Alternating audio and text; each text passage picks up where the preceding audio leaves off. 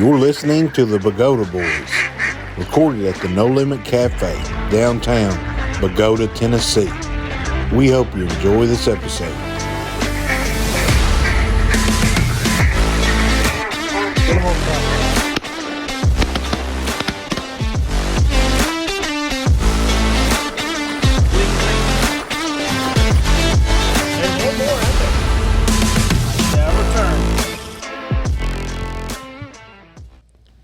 The Pagoda Boys are sponsored by Cypress Creek Outdoors, Travis Ward Custom Calls, Maker's Call Company, Lane Dunning Custom Calls, Pine Bluff Sand and Gravel, Outer Limit Power Sports, Hurt Seed and Halls, Farm Credit Mid-America, Tyson Foods in New Bern, Decab Asgrow and Delta Pine, Berrien Surveying, Mud Lake Planning Company, Pete Kaiser Accounting Services, West Tennessee Crappie Fishing Guide Service, Chase Petty Outdoors, Universal Contractors, Ford Construction, Duck River Bird Taxidermy, Waterfowl Outfitters of West Tennessee, Wendell Alexander Realty, Hilliard Farms in Nauvoo, Tennessee, Nutrient Ag in Wimberg, and our very own Childress Farms. Hello, listening world. This is the Pagoda Boys. We're broadcasting from the No Limit Cafe in downtown Pagoda, Tennessee, the duck hunting capital of the cosmos. We have a special guest here, Mr. Ronnie Capps. He is going to talk to us about something that's near and dear to our heart, and it's duck hunting. And I think the topic of today's conversation or episode is going to be duck hunting on the Mississippi River. And got my co-host here today, White Beavers, Wally Childress, and R.T. Fazell. White, anything you want to add to this? You want to just get with Ronnie? Let's just get with Ronnie. Let's go to the river. Let's go to the river. How about you, Wally? Let's go to the river. RT, you ready to go to the river? Let's do it. Yeah. Ronnie, you ready to get to the big river? Let's roll. Anything you want to say to some special lady out there today? Boy, yeah, I had to sacrifice a little bit of a birthday party there today. But anyway, my lovely wife, Kelly, she also hunts with me most every day and takes care of all the food. So you know how important that must be. I can't tell you how much we eat in 60 days. Well, y'all kind of know a lot. But it is all at the very top of my list of priority things to make sure we do right is eat good, stay warm. Good. And today's your wife's birthday. Absolutely. Her birthday today. She's 30. Thank you. 30. Thank you, 30. Kelly, for sharing That's it. Your husband on your birthday. Y'all want to sing her happy birthday real quick? Yeah. All Ready? right. 1, 2, 3. Happy birthday to you. Happy birthday to you. Happy birthday, dear Kelly. Happy birthday to you. All right. She's going to love that. That's great. Kelly, That's wonderful. Kelly, thanks for letting us have him We've known today. Kelly a long time. She is a sweet lady. I agree. Absolutely. Absolutely. You know, all our wives are good women, except Whitey's, but he don't. She's a good woman if he ever had one. He married. Well, we'll get away from that because we're going to the river. Let's go to the That's where the river. men hunt on the river. Where are we going to? To the river. Okay. The Mississippi River. Because we've got Main listeners all pond over right the there, world. man. Yeah. Hey, Tony and I think we're going to go to the Mississippi River right now. I wish you'd go and jump in already. Well, one of the last episodes we had Ronnie on, we were talking about the duck hunting, how he cut his teeth on Reelfoot Lake. But, Ronnie, also, you hunted a lot on Mississippi River, correct? Yep. Boy, my grandma didn't like it much when I was a little bitty boy going with my granddaddy. But, yeah, we made some days out there and some cold ones, man. I'm telling you, them jersey gloves still bring back a few memories. My fingers was froze, you know, and a very small boat, actually a custom boat my granddaddy built out of fiberglass we used to hunt in. 5.5 horse Seahorse Johnson on the back of that boat and pocket full of shear pins, and you can take it from there. That's a little motor on the Mississippi River. 5.5, yeah, with a 5.5 on there. I remember him taking that thing off and changing shear pins on them cold days, and I couldn't have changed nothing. I mean, I was tiny and cold, and it was bad weather, but flooded river. You know, the old place down here, right here at Old River. Yeah. They call it Old River. Yeah. Yeah. Cheap Ridge. Uh-huh. Yeah. Well, boy, We're going does to that have look, another one up there one of these days. boy, does that look different than it did when I was a kid. Yeah. Yeah. But I remember specifically hunting right there, and absolutely, I'm not going to get any better quality, and what I had to compare it to then was nothing, but I do now. And man, you'll never get in a situation if you're in ducks and the weather's right and the water's right and you're on the Mississippi River. You'll never get into a situation where they act better. I'll put it that way, and you can enjoy the full spectrum of a real duck hunt usually without competition down there. There's a blessing there, hunting on that river too. But it's a very tough and dangerous monster if you let it be. And I've had some close calls out there, man. And this day and time, our equipment is some of the most important things that we have. And thank goodness we've upgraded equipment from the 5.5 and the little homemade boat we fished, hunted and fished out of. But glad I survived those days, and glad I'm here to tell about it. And but boy, I don't cut the boat short or the size of it anymore when I hit the Mississippi River. So it's important there. Equipment, very important. And I've been hunting the last few years. When I get established down there in a place wherever it might be according to water level, I usually I'm running a 38 footer with twin engines on it with a cab on it, and I can put 10 tons on it if I had 38 footer. Yep. I'm gonna have to see a picture of this. 38 footer. Yeah, I anchored it. I don't never take it out. Once I get it anchored down there, I anchor it down in just an eddy situation or whatever, and leave it overnight almost. Then you run to your blind. Yeah, I carry it in. Carry everybody to the blind, let them out, and then I go park it again, and then run out of a Cherokee just for chasing ducks and stuff like that. It's kind of my system. But I run a 40-foot floater that it can be towed real easy up current even. Built it just for the river, and safest hunting blind. It's a boat type blind floater, but in addition to that, it also has giant foam filled pontoons on each side of it, and I feel safe in it. Yeah. And I've actually hunted right out on the edge of the river channel with not enough cover to hide, and been very successful out of that blind. And it's like a house. It's so big, it looks like a house. It's 40 foot, you can imagine. But I'm like, we ain't gonna never get a duck close to us out here, but they will absolutely do business out there on the edge of the river. I'm talking about below. Some of the most successful hunts I've had in the last recent years has been by a subpar river when nobody else would even consider it. Yeah. And there was nothing but sand. I've done very well. Over there. And the cold.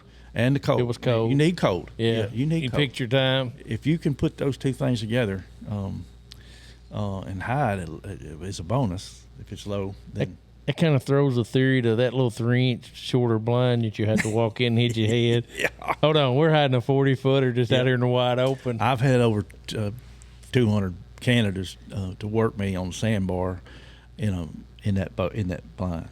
Yeah. I mean, a moving bunch, that got up right at daybreak wherever in the north, and coming really high, and see us coming from way distance, and start staircasing, man. And there's nothing like that. And I'm sitting there in a 40-foot flying on the end of a sandbar out on the point, and thinking and they're trying to light all around us. I mean, it was ridiculous. But that just goes to show you. I mean, sometimes you don't have to be hid too good. You got the right weather in your favor. I say that. Now that's when you got the right weather, cold. Yep. Everything's happening just right in your favor. I say that. But it's a very, very harsh place to hunt, and it's ever changing. How about that? It's ever changing. That water level dictates where you can hunt and where you can't, but it'll never stop changing. And you basically just got to make all your equipment fit the bill to be successful out there. But I try to hunt probably more people than anybody should safely. I mean, that's ridiculous size equipment that we're dealing with there, but I got to, because I take 10 guys every day. I don't book but one group, but I make sure we get in my best spot, wherever it might be, in the field, in the river, or in the lake. That's kind of how I run my show. But It's quite of a different thing. Anybody that tries to brave the river, pay attention to everything, wind, current, the whole 9 yards, and put your life jacket on, man. Yeah. Now, How many people did you guide last year? I run about 700 a year, give or take. I try to book 10, but they push me to my limit sometimes. Yeah. Sometimes they'll bring 15, and all my blinds will hunt 15, at least. Some of them hunt 18. My lake blinds shoot 18 if I need it, and it's great to have too many holes because I space people out. Mm-hmm. You got an empty hole between you, and a 2'3", 2'4", 2'4" width stall. 2'3" is what mine are. Got one 2'4" on the end, and you know who hunts down there. But an inch makes a lot of difference, man. I'm telling you. But to hide, you need to hide. There's a lot of reasons to have just enough room, but it's great to have a elbow room on both sides. I say that. So I like hunting out of a plenty of room situation. And I don't know. It's just where we migrated to, man. I've had some trial and error over the years hunting that river, and there's just a lot of tricks that we use down there that we don't when we hunt in the lake, and whole different setup, man. And it's a lot of work. It's a whole lot of work. You better have some good help or have a big heart, and don't try to go overboard. Yeah. Say that. I know it's based off the weather, but how many times on average do you think you hunt the river a year?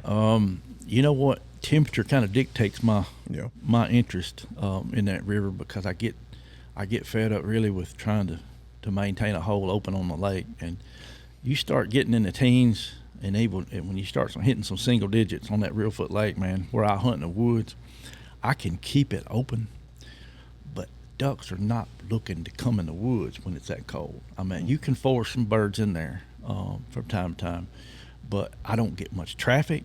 Even though I got thousands of them sitting around me, I don't get the traffic. I don't get the traffic overhead, simply because they stay holed up till 1 or 2 o'clock in the afternoon before they even bust out sometimes. And you just got an hour to hunt them then. They got food, they got water, and they sit tight. And most time in these artificial water situations, I mean, you'd be a fool to jump out of warm, smoking water to fly and look for some more. I mean, and that's kind of the theory. I mean, they just sit there. They're going to sit there, and they're it's just non-movement thing. But when I'm on the river, there's not much smoking water down there. I get a lot of traffic. I get movement. They got to move to stay warm, actually, and that movement's what I capitalize on, and I see a lot of different varieties. Talking about different species coming down that river. Right before the ice ever hits us, we'll always kill canvasbacks. That's a given. You can mark it down. It's like the moving ice that you see. It'll start hitting around St. Louis and coming our way. You can always bet if there's canvasbacks on the river, they'll be right in front of that ice. And that's always, when I see that coming, my guard really goes up, because I know what's getting ready to happen, and it's some really dangerous. Time to quit? No. I never. You keep killing ducks? Oh, absolutely. Yes, sir. That's when you really got to pay attention to the river level and way it's up and down. So most time it'll be on the fall when it starts to freeze up that hard. It'll be coming down. You got to watch your hunting place wherever you decided to set up. Man, it sometimes changes over a half a day. I mean, I have to move the blind sometimes in the middle of the day, just because of the water falling out and that kind of thing. And you got to be very mobile, very alert at what's going on, and very safe. There's a lot of caution to be had down there, man. And not make a mess of it. So, and I go to the limit on trying to take people and keep them safe, man. And I thank the good Lord I've never had an accident down there with people. And so had a few yourself. Well, not during hunting though, were they? No, I hadn't. I've been, I've been running a boat and accidentally switch wheel about knocked me out. And that kind of, but I've never been in the water, fell in the water, sunk a boat, not duck hunting, anything like that would have. I've seen some. You can really make a mistake with the river level at a perfect condition where if you have a breakdown and the Mississippi carries you over one of those or up on one of those dikes or carries you over it where it's just barely sticking out and gets you hung up on a dike, and you're gonna have problems. I mean, it's a life-threatening situation. Now fog is a given out there too. Yeah. And it's radar is the best thing. I run GPS, radar, and double units. Make sure you got backup unit, because there's no other feeling like being in the middle of the river and hearing towboats in the distance and not knowing where up or down is, or either way, you don't know where you're at, man. I've been out there before and done that. You're lining up stars, man. I'm trying to line up. I mean, there's a lot of things that come into play. If your network goes out, I can tell you that. I actually had a little incident where I couldn't get good service at one point in time. Boy, that won't ever happen. Don't ever try to run off your cell phone. I'll say that on the river. You make sure you got an antenna and a wired system and a good GPS. A radar's best, man. It's not out of the question to run a radar. I have, so it's awesome to be able to do that. But after that front, you have a warm spell, and it's going to be foggy as all get out, and you can count on it. And you might not break till 10 o'clock. You don't want to be in place by then. So here you got all these people. And yeah, a lot of liability, man. Well, let's go back to the 80s. That's about when you got out of high school, middle 80s. Yeah. You was hunting the river. Yep. Maybe we was talking about this earlier. Yeah. Back behind Ridgely. Yeah. Tell us about that spot.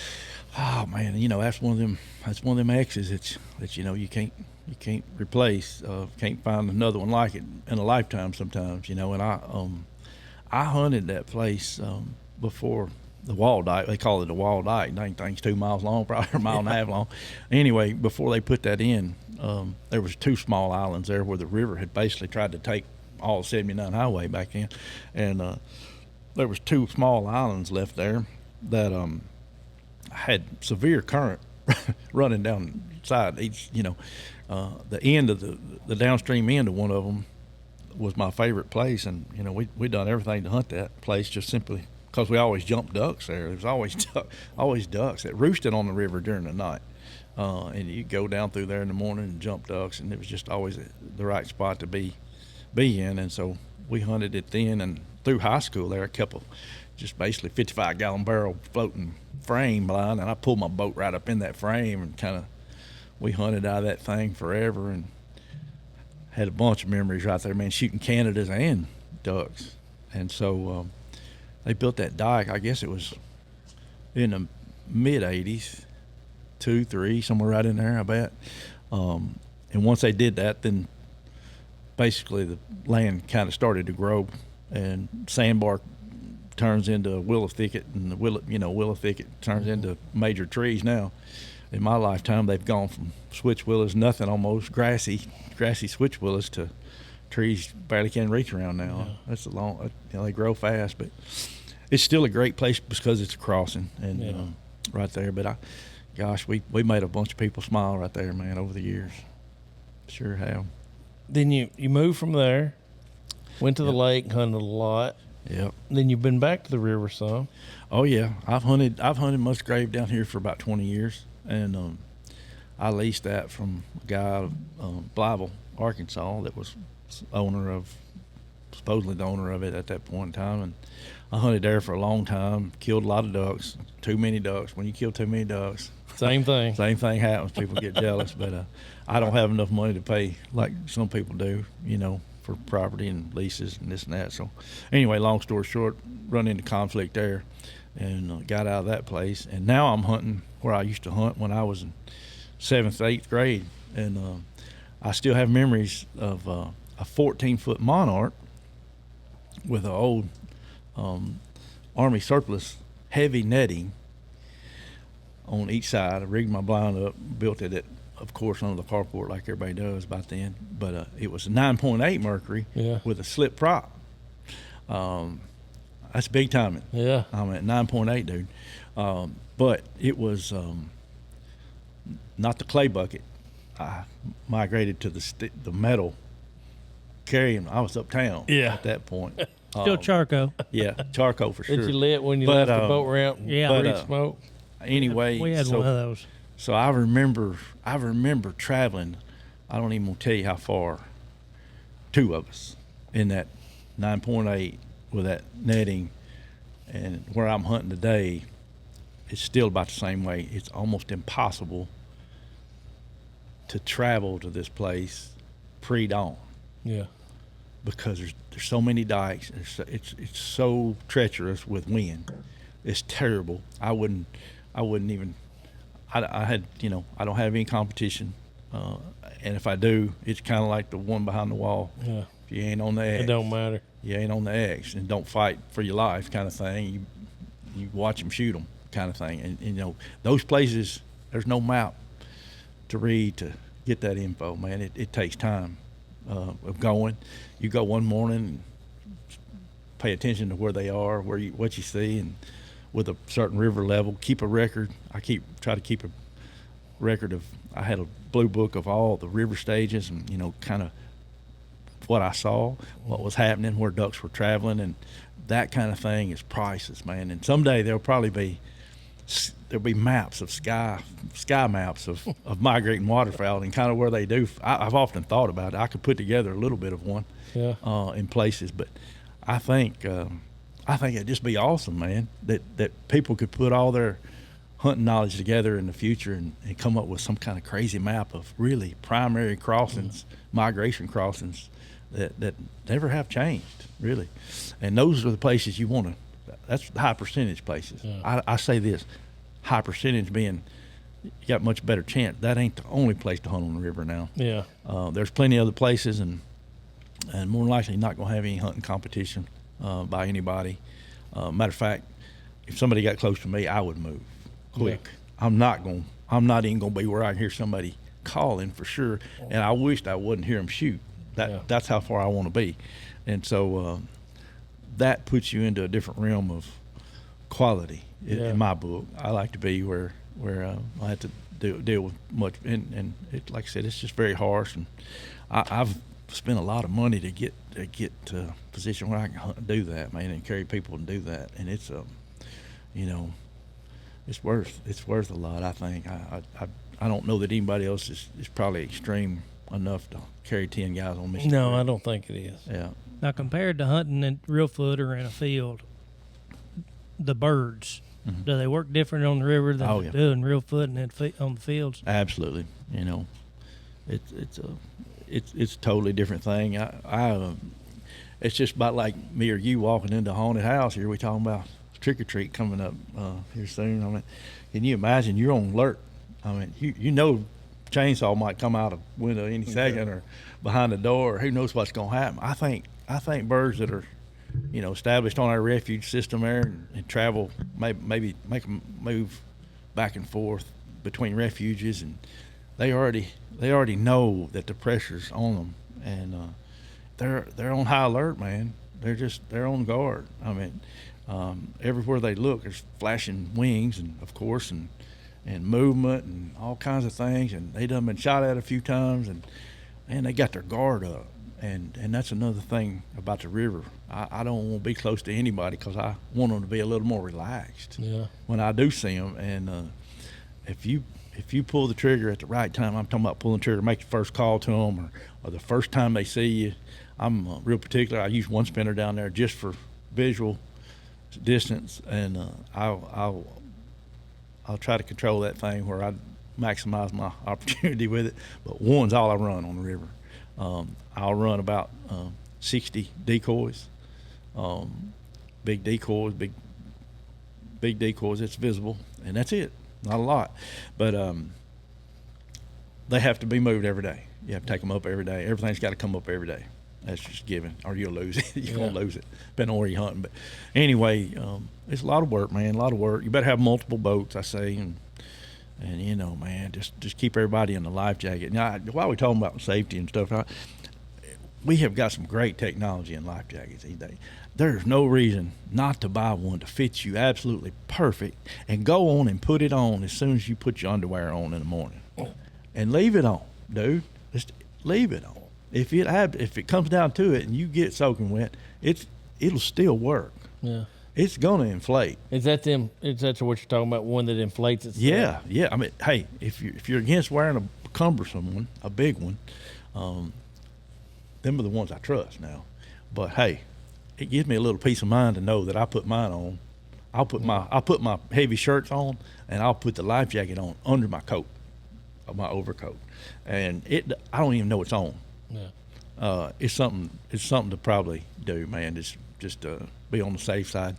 You know, you might not survive, man. That cold water, you ain't got long, but at least they'll find you. At least they'll find you. So you know, I mean that's harsh, man. That's harsh, but it's reality when you get to dealing with any kind of cold water situation. I don't care if it's Reelfoot Lake or anywhere, but you know, these days we're dealing with a lot of smaller boats too. I talked about small boats, but we're talking about real small boats now. People are treading in kayaks, and man, it can get rough. Even us, Yeah. we're very careful with them, but they're great for like capturing cripples and stuff. But man, you can make a mistake real quick, and that cold water, it will not give you any relief. I promise. You even wear one on roof. Absolutely. I've been called on it in tournaments because they think I ain't got my life jacket on. I'm like, man, dude, I have to unzip. And Yeah. I got it on, and you know, it's just something. It's pretty cool to get in the habit of doing that, I think, and so They're good. Yeah, everybody I will think think. it's It a good saved idea. one of them saved my life one time. Yep. I got thrown out fishing a tournament on the Red River, thrown out at 71 mile an hour, Oh yeah. and it inflated. It knocked Absolutely. me out, but it still inflated. Boy, I've had some inflations and didn't need the inflations a few times. yeah, too. if they get wet. Yeah. Yeah, it one saved my life for sure. Man, we're cool. Yeah, that's good. I mean, if we save one life, it'll be worth the effort there. But you know, I got lots of stories. Had lots of quality hunts on the Mississippi, and lots of variety down there, man. Like I said, I've done everything from dug pits way out on the river that was way down low, and been so successful. It's unreal, man. Back in the day, and but you better be ready to work. So I can tell you on hunting the river. Do you, your decoy, you said now you run more than Robo on about 60 decoys. Mm-hmm. Before Robo, 80s, 90s, what was your spread like then? Yeah, it wasn't very big at all. And it will vary from day to day. You sure don't want to put a bunch of decoys out in a current situation. Yeah. If it's heavy current, man, you can't use many more than a dozen or so, maybe even. For example, when I first started, we was in great shape on not very much current, but then we got that rise. We got the rise in the river, and then it returned, went right back down. So, man, we had to decrease our spread at that point. And where I'm hunting right now, I got a steady current, but it's a straight current, and if you got a rising river, that debris is what gets you. I mean, at any given moment, you may have to get out and push a log out of the way from taking your whole spread out, you know, or something. I mean, it's never ending, never changing. But I have hunted situations where the current was so bad that a dozen decoys was a big number, and you know we've altered them. I think I mentioned to you before.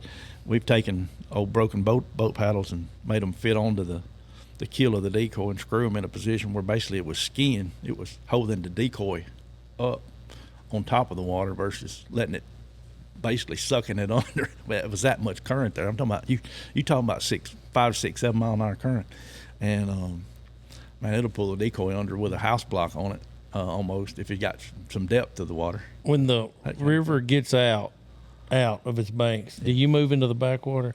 Not much. I usually stay on the river proper. I thought you did. Yeah, I don't usually do that. That's a whole nother ball game, and it's definitely a lot more possibilities. But you end up getting into a situation where you own somebody's property and It's too shallow. Need to pay attention to that.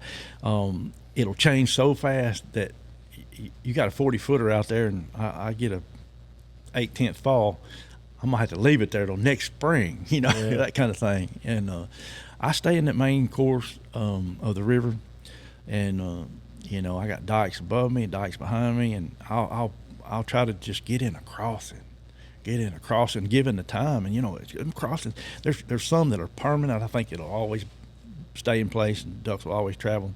But I think there will be kind of temporary crossings where ducks get hooked on some corn, maybe on the west side of the river, and they're coming from Reelfoot, and you get that traffic, and you really just again scouting ducks and paying attention late in the afternoons and how they're traveling.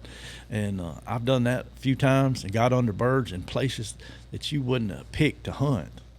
But the birds were coming over me, and man, did it work out. Yeah. And it was only because I had the right traffic. And they thought, man, ain't no sense in me flying all the way back to Reelfoot Refuge. I'm going to try these boys for a second. And it worked out just perfect. But, if you don't have that traffic, and it'll go and come, those kind will. That's a key, having some traffic. You'll always have some diver traffic, and lo and behold, them teal always want to fly the main course usually, and they always give us a little activity along the way every day now. Now, when you're talking about hunting the river are you hunting chutes? No, I'm in the main river. You're in the main channel. Yeah, I'm in the main river. So you can see barges going. Oh, absolutely. That's one thing when a barge goes by you, where I've been hunting, the current will actually speed up about 3 miles an hour just because of the barge sucking it's crazy. Your decoys will be everything's doing fine, and all of a sudden they start going down. I'm like, what in the world? Look at them decoys. It's 3 times the current on them just for about 15 minutes, and then all of a sudden it'll slow back up again. That's crazy how much a barge going down the Mississippi, a loaded barge, displaces when it's low, for sure. Now, I know Crazy. shooting a duck in a field or in a bottom or something, it's hard to get sometimes, but I can't imagine shooting it in a current like that. How do y'all handle getting your ducks? I have behind my floater, I got a mini boat blind, if you will, and it's a 14-foot Cherokee with a 25 Mercury on it. That's what I chase ducks in. Yeah, you got to have it ready to go. I'm talking about you need all your ducks in a row when they hit the water, and be able to get to them, because 500 yards down there you got a dike, and if the river's at a wrong stage, you got to make sure the birds are in the boat and you headed back in safe capacity before they get to that dike. Man, it can be treacherous, I swear. Just retrieving ducks and chasing a cripple, and you might have to shoot 2 or 3 times to kill him. By that time you're already near the dike down there. It's kind of scary, honestly. Have a good motor, and always have a backup motor in that thing, at least a motor of some sort that'll get you out of carry you up. It needs to be able to carry you up current. So what I've got is a hand-controlled 3-horsepower trolling motor, and I carry its battery in there, man, and it'll literally go up current in that 14-foot boat. So that's my spare motor. I recommend anybody that's hunting on the river, make sure you got 2 motors. And today you can buy a 3-horse motor in a suitcase. Yeah. That'll get you out of the current. If you got a boat big enough that requires a motor, you can actually have a spare motor. But I've been on the river one time with a mud buddy and broke a belt. I had to call for help, man. Does the birthday girl go with you on the river? She has, but she is reluctant. More on the lake. She'd rather show up with all the food at 10:30. Okay. Breakfast goes with me. She prepares breakfast about 2:30, 3 o'clock. She's up cooking. She gets all that stuff and packed right, and we got great breakfast ready to go cook on the river, because it's too hectic on the river to cook. Yeah. It's full money at Reelfoot now, but on the river, she prepares all this stuff in a big giant insulated cooler. All of our breakfast stuff's there, and we get through that, and then about 10:30, I got a landowner's let me build a road on his place this year. I spent a lot of money. Oh. Yeah. And it's her road to bring us the priority thing. Yeah. Lunch. So I told you it's really priority. I spent, you spend $30,000 on a daggone road just to make sure you get lunch. Yeah. It's priority. So I did that. And anyway, so she can drive right up to the riverbank on private land and look at me hunting right there within half a mile. She can see us there, and I see her vehicle, and I know it's time to go get the food. So man, that works out pretty And it good. creates another safety issue. Oh, I absolutely. mean, you can get that close. and Absolutely. Something happens. Yep. Somebody can get there to you. Yeah, there's no boat ramps, anywhere close to where Yeah. I hunt, man, down there. It's just ridiculous. Does we've had 3 years of low water on the river. I mean, really low. Yep. We had a big cold front, not just last year, but the year before. Yeah. Which was the best one? Boy, you can't beat this one. This one was unbelievable, wasn't it? Yeah, you couldn't beat this one here. River was about 22 at Crowsville Oh, it never got. I put the blind in place at 8 foot at 8. at New Madrid. Okay, at New Madrid. What does it relate to Crowsville? You know, 'Cause I think Higher. It's higher. Yeah, it's higher. Yeah, 10, 11 maybe. Yeah, Yeah. but the river stayed a certain level and it just got cold, didn't it? Oh, bad cold, dude. Them icebergs were so big, dude. They was bigger than a truck. Bunch of them. There was a, and what I really can't remember seeing this before. What got my attention was the icebergs were blue. Blue. They were from clear water. Yeah. They had been frozen in like ocean, like clear blue water. I'm like, this thing is blue. And lo and behold, there was one where somebody had been ice fishing. There was a fire spot on the iceberg. So how them got in the system, I don't know, but they come from some of them upper locks of the Mississippi, come down, obviously. And but I got some pictures, and the worst part was when all that ice was hitting, the river was falling fast. I'm talking about extra fast, and it warmed up heavy. So what does that mean? You can't even see your hand in front of your face. I mean, fog. It was terrible. It was literally ridiculous. The one morning that I did not hunt the river because of two things: ice and fog. You got two double whammies. That's a no kind of thing. We hunted my field, and we shot like 28 that morning, and that's the only day I missed on the river but prior to that front all the way through the end of the season. And we had a great last day, and it was like summer. So you stayed on the river. Yeah, I never quit. Yeah, I never went back to Reelfoot. Once you get established and successful, man, hey, don't mess with success. As long as you kill them. Yeah, and we had a great shoot the last day. The boys wanted to go home 12. They just tired shooting at them. Yeah. But the teal numbers was way up. Yeah. Half bag probably teal. A lot of pretty mallard shots. So man, it was sunny and very mild, hot. We was in shirt sleeves, and you think you'd never kill a duck on the river with that kind of temperature, but man, it was on. So had some great afternoon shoots. Of course, you shoot sunset on the river. I actually run two crews, one family crew, all my boys, and I had everybody's limit the first morning there about 10, and I got those guys out and collected some family. Kelly shot her limit by herself. Her son went with us, Blake, and it was just that kind of deal, man. And when you almost feel bad about this is ridiculous, but it's like Canada kind of quality hunt. But man, that's what you need to do for them people that don't go too much, man. I think they need to realize what it can be. Yeah. And you go to that blind so many times and sit and wait and don't even pick up a gun sometimes, man. It's rough on people that don't know the medicine behind this whole or thing. don't find enjoyment in the other part of it than just killing. That's right. You need to be successful some. I'm at a point where I don't care if I ever shoot another one. Yeah. I really hinge on taking people and making them have a good time getting to shoot at them, and that's kind of where I'm at this point. But man, I've killed too many probably in my life. Duck guys probably don't like me much. Maybe they do. I don't know. I hope they do. I don't know. You work like at they it. do. What? Yeah. So earlier we was talking. You said you've already got teal. Yeah. Blue wings. You said blue wings. A bunch of blue wings up there. I feel terrible about even saying this. I told you I planted a bunch of millet in my field, and and we had a lot of rain. That corn, we didn't replant nothing, and what died out really got a lot of grass in it. It's really thick, man. It's really thick, and not in the opening, but like a Wednesday or whatever, I went fishing one day and I said, I'm gonna go to the field and shoot me a teal in the morning, and it was during that teal only. But anyway, I fired twice. The first one was too close.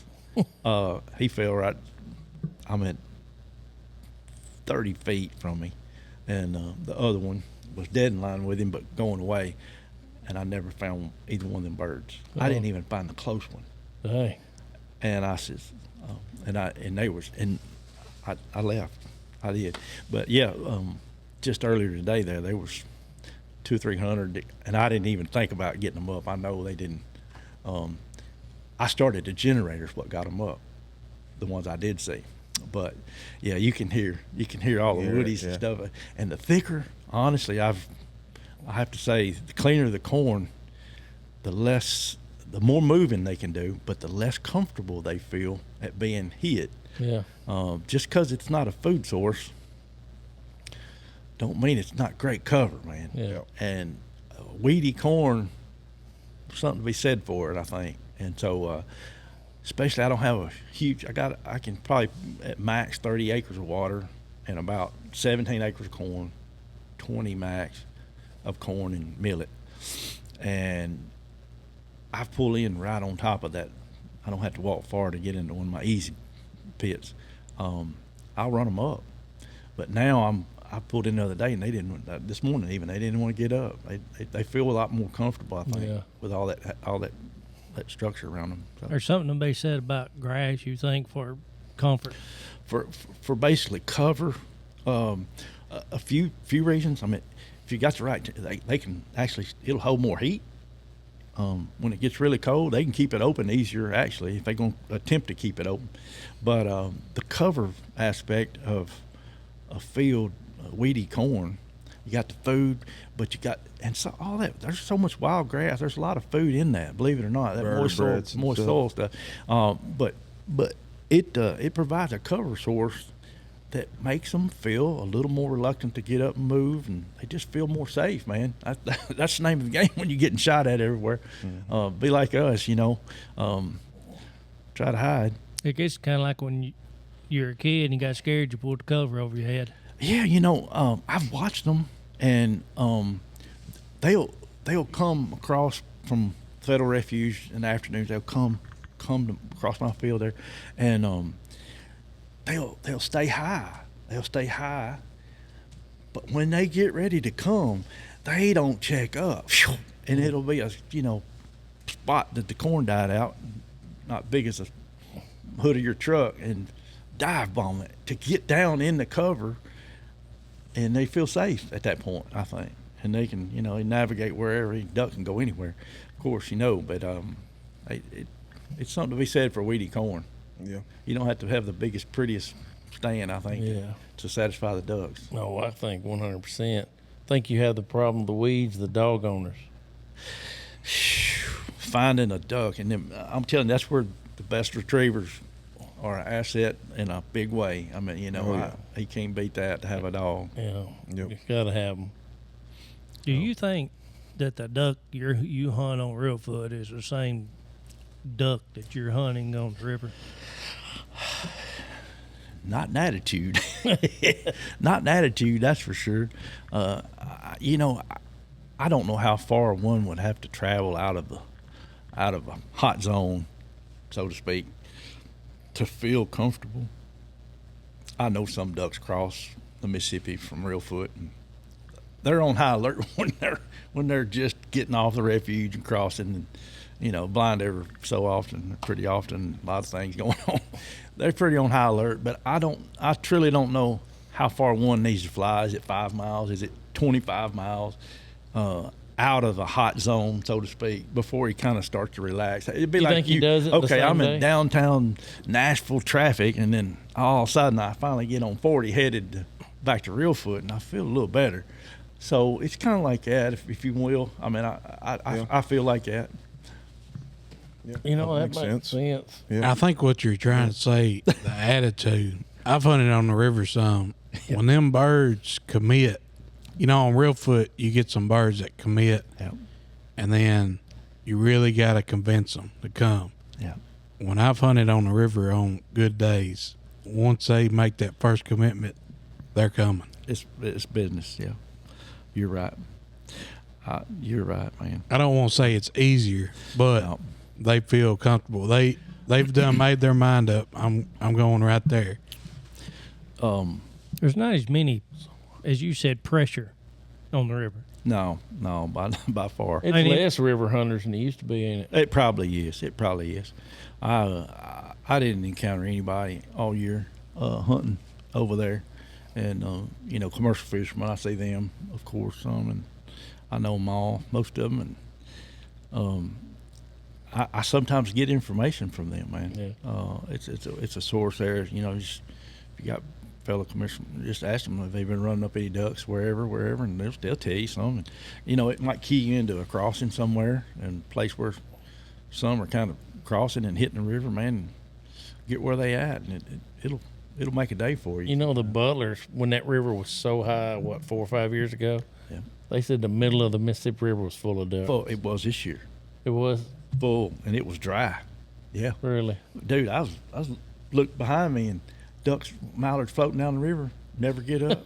A towboat will make them move, and that's when you killed a few. Yeah. It's the craziest thing, man. But was that during the cold? They do this right here. They've done it They've done it. Yeah, they'll light in the center of the channel. Open water is actually cover, if you will. Great cover, just like the cover in them weeds in the corn. Because they can see. That's cover, as long as they can see. That's right. Big open water is cover. A lot of people don't think of it as. Reelfoot Lake is the big basin of Reelfoot Lake, right out in the middle. Let's rest, and they'll try to hit way off the shoreline, way out in the middle, and they feel comfortable because they see anything coming, you know, and have time to react to it, kind of thing. And that's what they're doing in that river. And why not float down versus fly down anyway? That makes sense. Conserve energy. So And they'll I guess they'll start rafting up in the middle. Yeah, it'll be usually a central group, like 25, 30 birds in a bunch usually. And, you know, you just kind of see them spread out and start feeding on the surface of the water and relaxed and just floating down. And they just keep floating. I've seen 200 or 300 in wads though sometimes floating. I guess they, been flying down from Canada and nobody has shot at them from the middle of that river. They feel safe on that river, man. They have that's one place that they don't see all them little brush piles, I guess, so to speak. And they used to do that on the old Vine River when it would freeze up. But now Yeah, you got, They seems- run it so it much. you got seems that- cowboyers. you got people that run up and down that don't give them. Yeah. Ducks need a place to rest. Don't you believe? I think so. I think They the gotta Mississippi. have Man.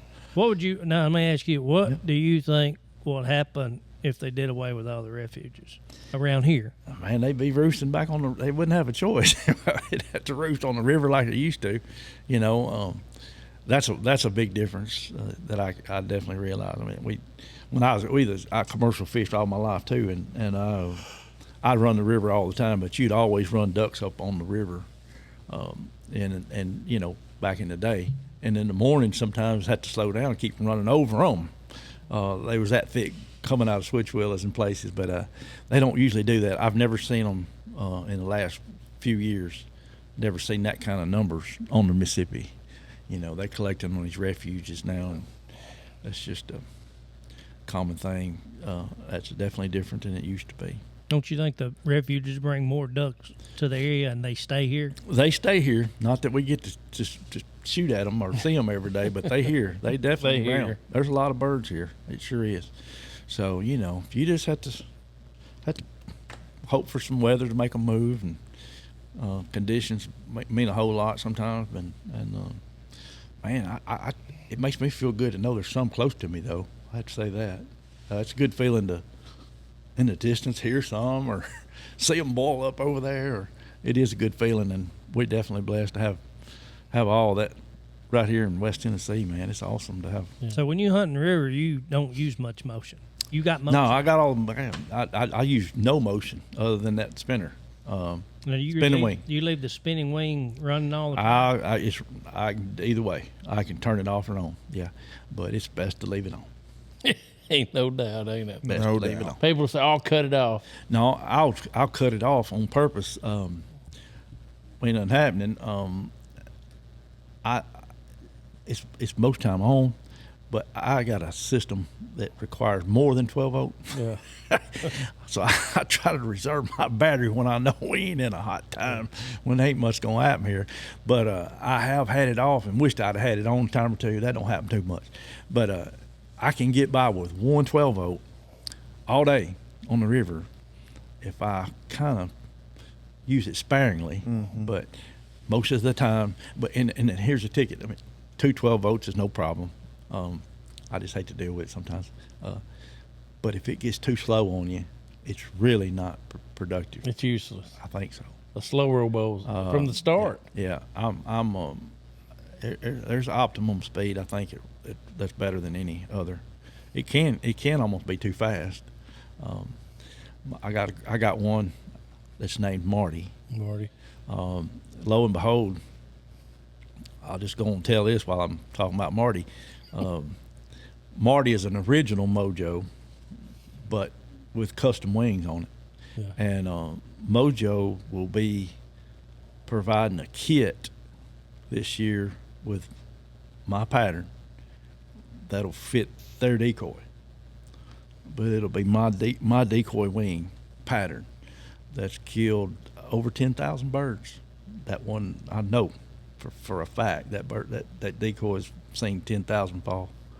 That's a lot. That's a lot. Marty. Yep. Marty.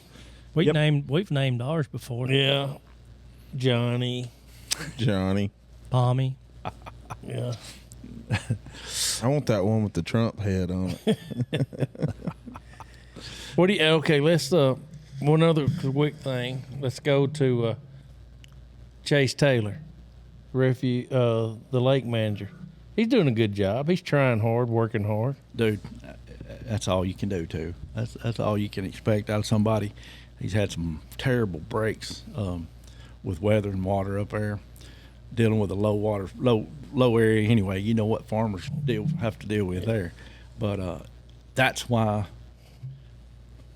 the farmers that tried to make a living off of it got rid of it probably anyway. Exactly. It was such a issue there and expense to keep the water off of it. But when you need water, you can't get water, and then when you got too much water, you can't get rid of water, and it's a constant battle that we'll always have to fight.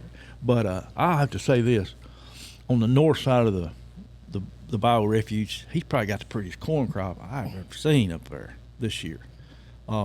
Great millet in quite a few spots. Now he's got some rough spots where the water just killed it. I mean, it's just, but that millet is coming into play, and definitely in warm conditions and early in the year, millet's very important to get some water on it, man. I think it's more important for teal than it is for mallards. I kind of do. I feel that way. Yeah. A lot of the birds we kill, they own millet, and I know we got a lot of teal, and I enjoy the teal myself. Yeah, I do too. too. It's been wetter up there this year than anywhere. Yeah, Pretty much on Earth. absolutely. And just to have a crop's amazing. Yep. In that ground. I seen corn going to the ground there around the 1st of August. It's tasseling right now, and We've got some putting on ears right now, first Yeah. August. Yeah. You can do that too. oh, absolutely. They got 90 day. Well, we just grow the regular same corn yeah. because it's so warm there. It speeds everything up. What'll happen is it would not dry down to farm it, like where you cut it. Right. But it'll make grain and the ducks still eat it. That's what we. That's the whole thing. And That's the I've whole told thing. them, they used to say, if you don't get it in June, Yeah. well, you can plant corn up till we've made corn up to August 12th. Yeah. I don't recommend going that late, Yeah. but if that's all you got, Yeah. throw that's all about you 80 units of nitrogen on it. Use a good corn as BT, and it'll make corn. Enough for ducks. You wouldn't. Well, I be mean, it farming. make 80 bushels an acre, 70, Yeah, 80, that's a which lot. is plenty. Yeah. That's a lot for ducks. That's right. Yeah, Man, we love it, don't we? yeah, Love we it. do. We can sit there and talk about it all day. Oh man, yeah. We was talking about it in July. we Yeah. We don't, or at least I don't have as much energy as you do. Man, you don't need to get in this sport if you don't have a bunch of energy. Big old heart too, boy.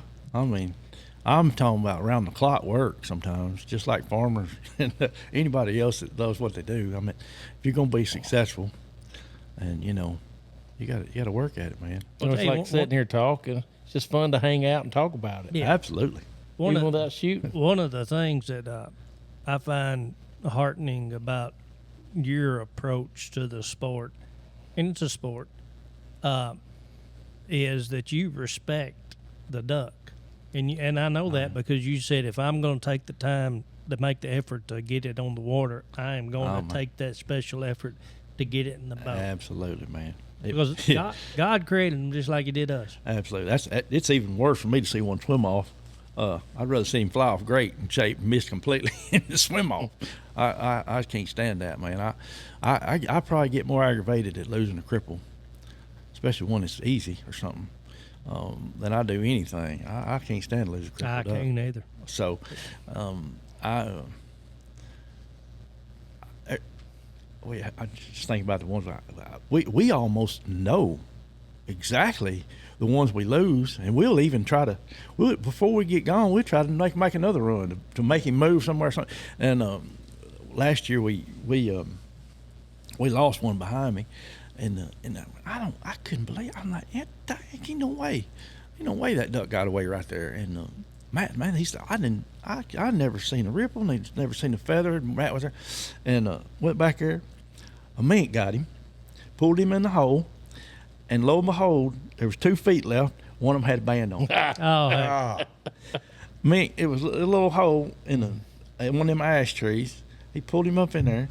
Them 2 feet was laying there as pretty as you please, and one of them had a perfect band on it. Golly. And I got a picture of that somewhere. I don't know where. I had to look it up for you. Well, that's wonderful. Well, do y'all have any other questions for? It's time to go eat some birthday cake, right? Boy, yeah, man. If there's any left. I hope you ain't in trouble. Oh, no. Hey, look, I appreciate y'all inviting me. And think you're doing a great thing, man. I hope we inspired a few people to be safe out there and get outside and enjoy this fresh air. And, man, we're in my favorite time of the daggone season. I'm talking about beautiful weather and a lot in front of us to look forward to. And, man, just to get out and enjoy the outdoors mainly. I agree with you. Preparation right now. Absolutely. Let me going back to the Mississippi River. Is safety the number one thing you want to stress if you're going to get on that river and hunt? Yeah, you need to be thinking about it every second of every second that you're even thinking about going. Overcompensate for safety if you can. Just overcompensate. You can't be too safe. I say that, but don't forget that life jacket and don't forget the twin engines. I say them 2 things they've saved me a lot of times. So I got 2 engines on any boat I travel in. I don't care if it's Reelfoot or the Mississippi River. And I got 2 huge boats, and they're both twin engine boats. 3. I got 3.